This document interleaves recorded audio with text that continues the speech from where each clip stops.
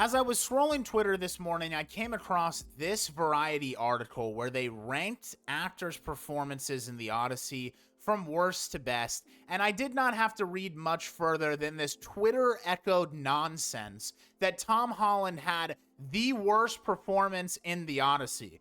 Do I think that he had the best performance? No. But I absolutely do not think that he is deserving of saying nearly every line delivery lacks conviction. It's only near the end when his eyes well up with tears at the sight of his father that he registers emotionally. Now, if you can't tell, I am very upset by this list, so I decided to make my own tier list. Like and sub if you like movies, and please stick around to the end to see what my ranking is for everybody. We are going to start with Tom Holland, of course. Now, do I think that Tom Holland was S tier in this? Absolutely not. But I do not think that his performance was as bad as everybody is saying. He was up against titans of industry and playing a character that he played perfectly. You all are talking back to the original Homer's Tale. It's far more callow than that of Homer's Tale, it says. Doesn't experience as much of a heroic transformation.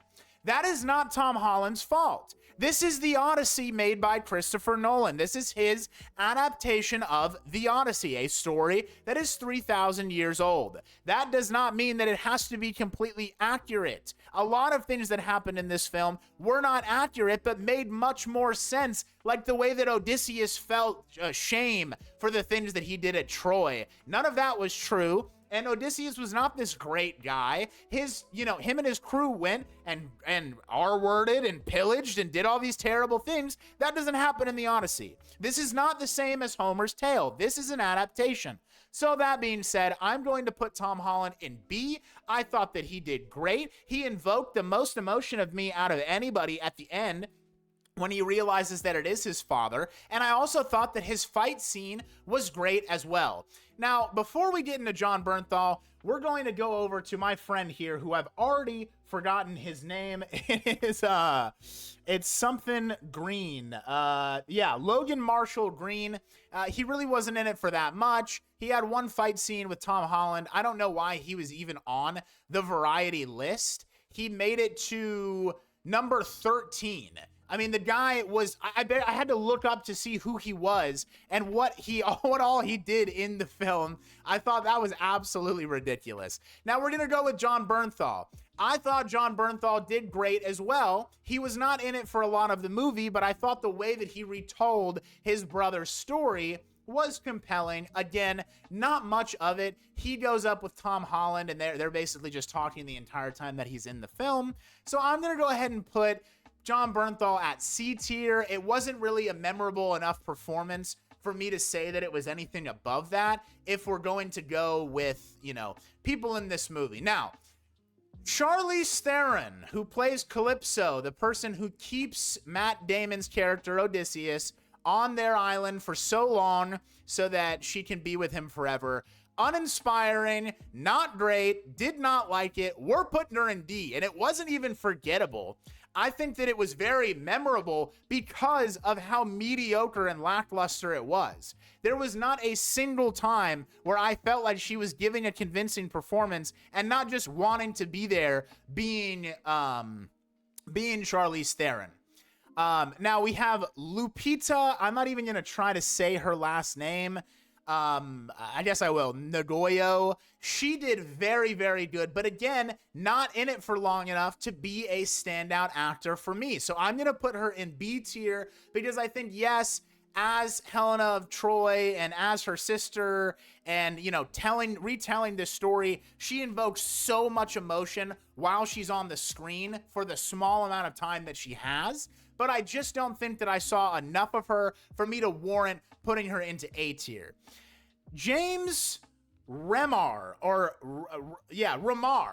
This is Dexter's father, Harry.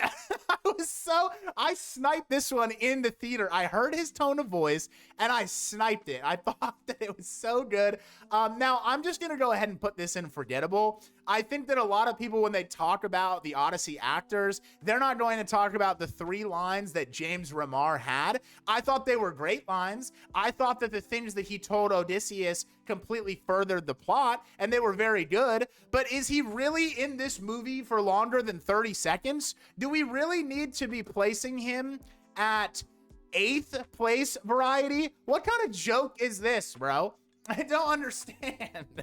Okay, here we go. We're gonna get into the GOATs, in my opinion, of this movie right now. John Leguizamo. I can barely say his last name. I always can't.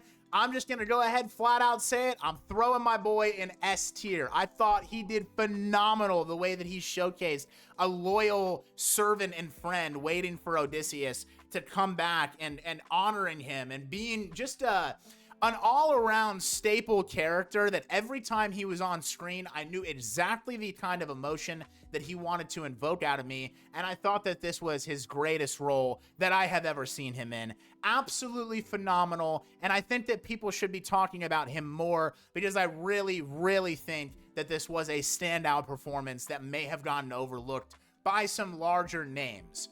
Now, Elliot Page is one that I am also going to put up in the S tier, or actually, I'm going to go ahead and put Elliot Page in the A tier, because yes, I love this scene here of Elliot Page in Hades' world coming up, and this whole amazing what's the word that I'm looking for, dialogue that he has.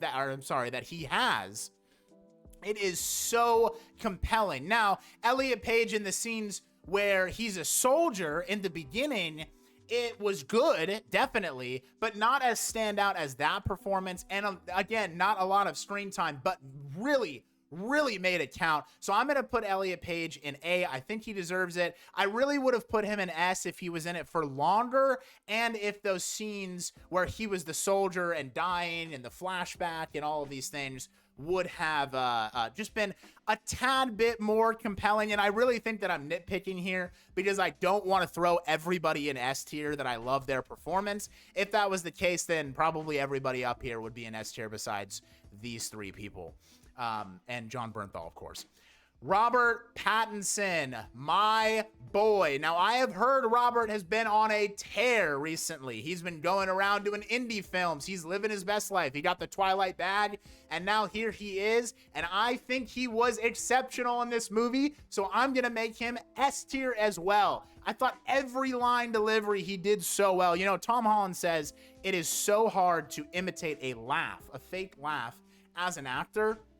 Dude, the uncomfortable laughs, the egotistical laughs, the smarminess of him, so good. And his features are so striking that every time you get him on screen, you go, oh yeah, this is the villain over here. This is the guy that we need to look out for. You can immediately know it. Here we have Samantha Morton. She plays Cersei, one of the best scenes in the entire film, in my opinion.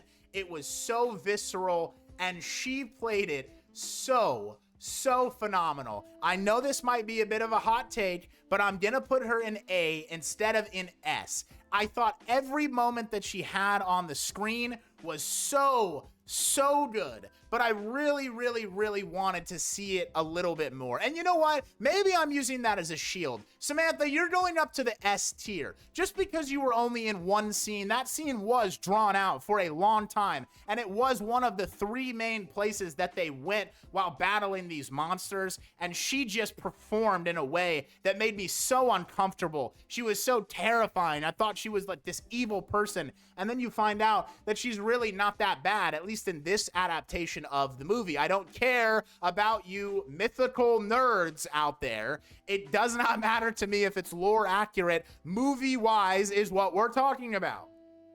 Let's go over to Himesh Patel. I think people are sleeping on Himesh Patel.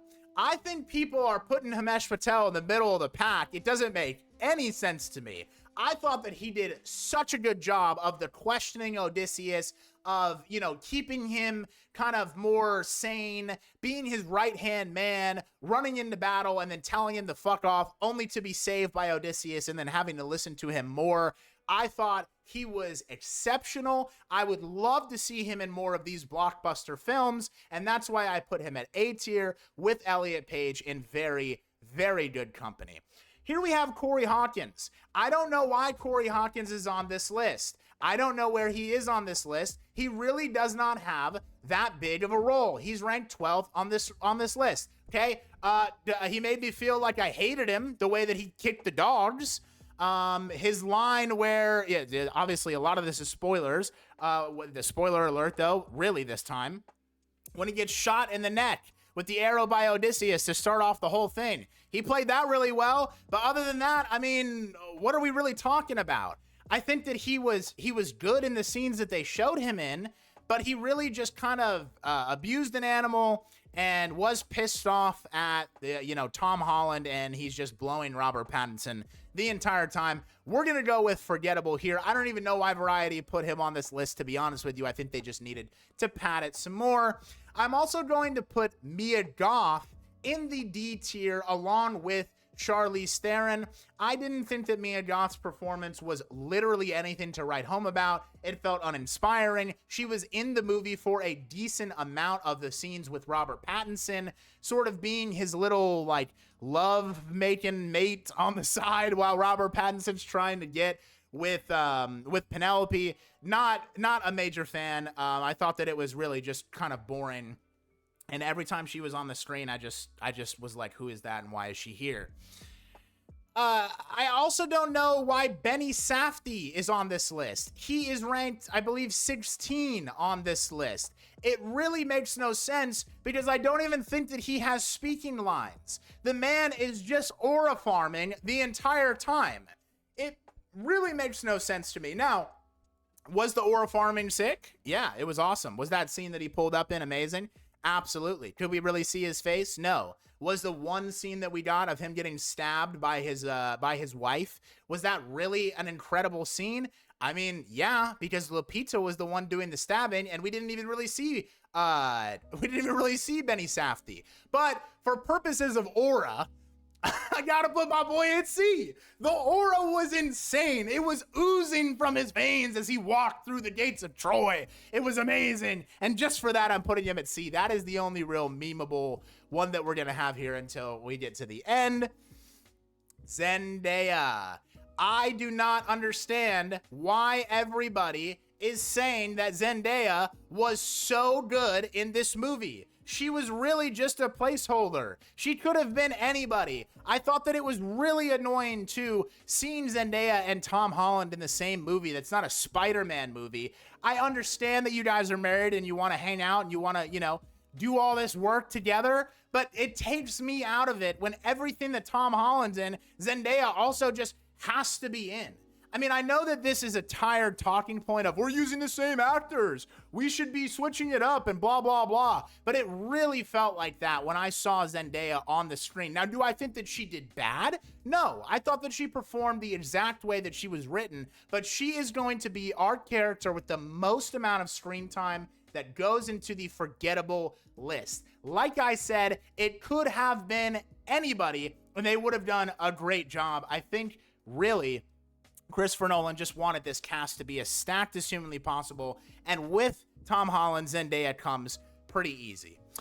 We're going to go over to Anne Hathaway. I believe that Anne Hathaway has been getting glazed way too much. We got to scroll way too far to find Anne Hathaway at 4.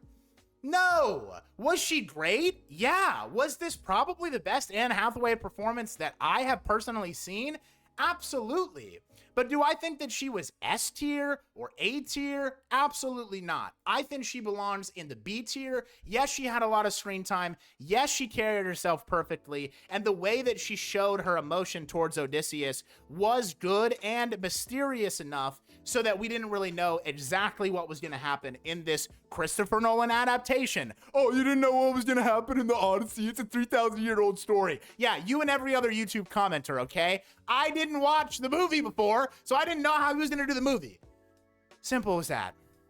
Over to Daddy, Odysseus, the man, of course, that spearheads this entire movie, and I don't even think that I need to waffle around with this one. He is going in S tier.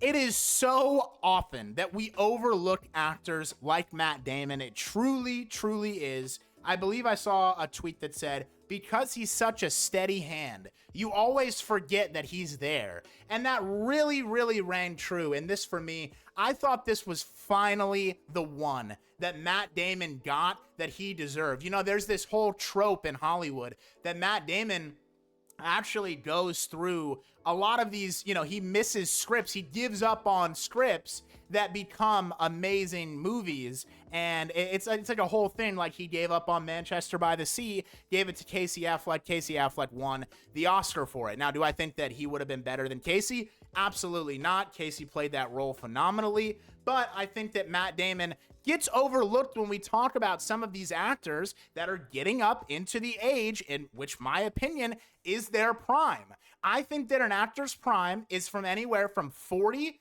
to 65 years old. And I truly believe that that sweet spot is in the middle, in the 50s. So many actors that are our favorites, that have been staples, are in their 50s now and becoming the peak that we've ever seen them as. And that was Matt Damon. Every single time on the scene, he made me feel like I was in the journey with him. I wasn't even in 40X. And it felt like I was at certain times because Matt Damon was keeping me in there with him in the ship.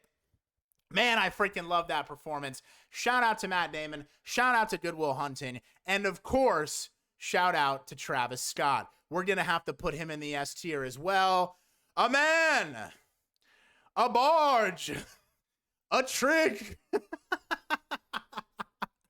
Anyways, man, if you like this video, you like my tier list, you agree with me, you disagree with me, drop a like, leave a sub, leave a comment, and let me know what you want me to do next. I'm trying to make as many videos as I can. This is way longer than I thought it would be, but hey, here we are. That's it. Bye-bye now.